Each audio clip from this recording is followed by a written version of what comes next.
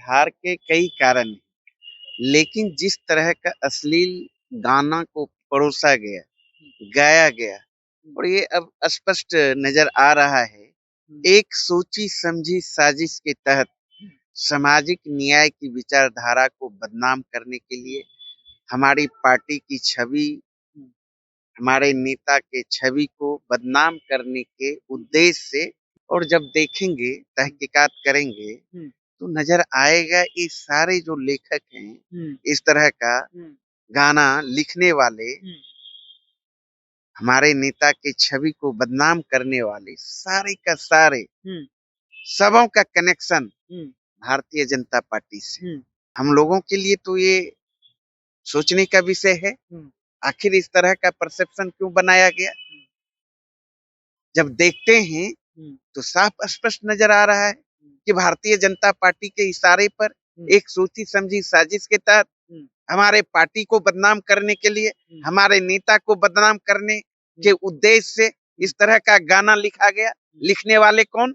कोई तिवारी, कोई शर्मा, और ऐसे गायकों को कानूनी तरीके से लीगल नोटिस के माध्यम से तो भाई पूछने का अधिकार है ना कि आखिर आपने इस तरह का गाना क्यों गाया, इस तरह का गाना को आपने क्यों लिखा। कि राजद की करारी हार के बाद जो है अब 32 राजद के स्टार कलाकारों के ऊपर जो है नोटिस चला गया है, जिनसे सहयोग चुनाव में लिया गया था, लेकिन हार के बाद अब उन्हीं को नोटिस थमा दिया गया है। देखिए, बातचीत करेंगे हमारे साथ राजद से प्रवक्ता अरुण जी है। अरुण जी, अब उन्हीं कलाकारों से जिनसे आप लोग कार्यक्रम करवाए थे, संस्कृति कार्यक्रम, अब उन्हीं को नोटिस थमा रहे हैं कि भाई आपके कारण हम हारे हैं। नहीं, हार के कई कारण हैं, लेकिन जिस तरह का अश्लील गाना को परोसा गया, गाया गया और ये अब स्पष्ट नजर आ रहा है, एक सोची समझी साजिश के तहत सामाजिक न्याय की विचारधारा को बदनाम करने के लिए हमारी पार्टी की छवि, हमारे नेता के छवि को बदनाम करने के उद्देश्य से प्री प्लानिंग इस तरह का गाना। लेकिन लालू जी भी तो शौकीन थे, लालू जी भी शौकीन थे लंदन डांस का, वो अपना भी कार्यक्रम करवा। मैं बता रहा हूँ ना, एक सोची समझी साजिश के तहत राइटर ने इस तरह का गाना लिखा और जब देखेंगे, तहकीकात करेंगे तो नजर आएगा ये सारे जो लेखक हैं, इस तरह का गाना लिखने वाले, हमारे नेता के छवि को बदनाम करने वाले, सारे का सारे सबों का कनेक्शन भारतीय जनता पार्टी से। और आपने देखा पूरे चुनाव में कुछ गानों को लेकर प्रधानमंत्री जी ऐसे पद पर विराजमान व्यक्ति नरेंद्र मोदी जी ने परोसने का काम किया, तो निश्चित रूप से हम लोगों के लिए तो ये सोचने का विषय है, आखिर इस तरह का परसेप्शन क्यों बनाया गया। जब देखते हैं तो साफ स्पष्ट नजर आ रहा है कि भारतीय जनता पार्टी के इशारे पर एक सोची समझी साजिश के तहत हमारे पार्टी को बदनाम करने के लिए, हमारे नेता को बदनाम करने के उद्देश्य से इस तरह का गाना लिखा गया। लिखने वाले कौन? कोई तिवारी, कोई शर्मा, और सब का सब कनेक्शन भारतीय जनता पार्टी से है। तो सवाल तो उठेगा, और ऐसे गायकों को कानूनी तरीके से लीगल नोटिस के माध्यम से तो भाई पूछने का अधिकार है ना कि आखिर आपने इस तरह का गाना क्यों गाया, इस तरह का गाना को आपने क्यों लिखा, किनके इशारे पे लिखा।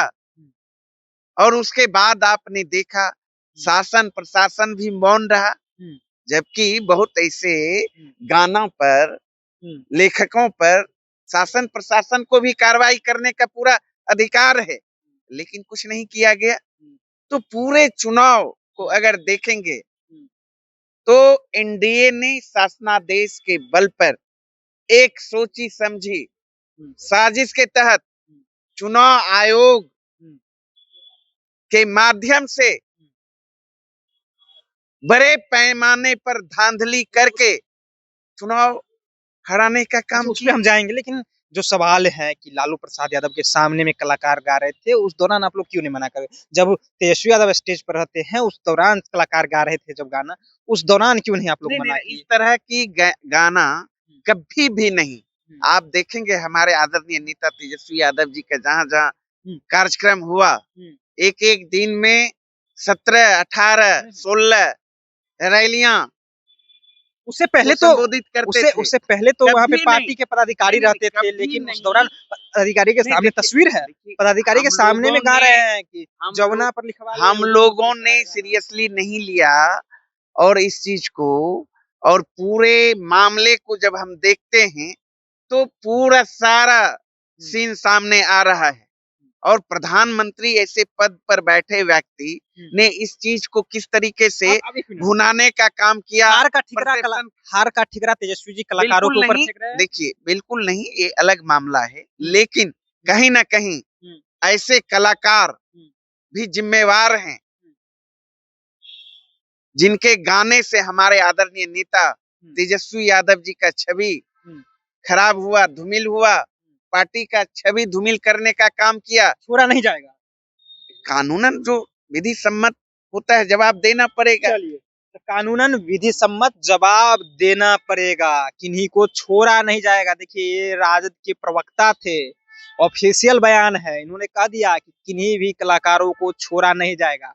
जो कलाकार स्टेज पर चढ़ के कहते थे कट्टा आवेद भैया के सत्ता में कट्टा सटा के उठा ले वो घरे से, इस तरह का गाना। और एक और गाना जो काफी चर्चित में रहा कि जमुना पर डॉट डॉट डॉट लिखवा ले हो जाइबे मशहूर, इस तरह के गाने जो है कलाकार के द्वारा गाया जा रहा था। कहा जा रहा था कि आवेद भैया के सत्ता में कट्टा सटा के उठा लो, इस तरह के गाने जब गाने गाए जा रहे थे, उस दौरान कई पदाधिकारी मौजूद थे पार्टी के, लेकिन उस दौरान जो है किन्हीं पे कार्रवाई नहीं हुई।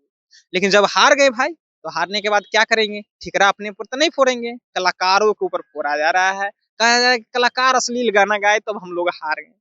अब देखिए, अब कलाकारों को नोटिस भेजा जा रहा है, कलाकार जवाब दे रहे हैं या नहीं दे रहे हैं, किनके कहने पर ये गाना गाए थे, वो भी पुष्टि हो जाएगा। फिलहाल आप जनता जंक्शन देख रहे थे, मेरा नाम ऋषि है।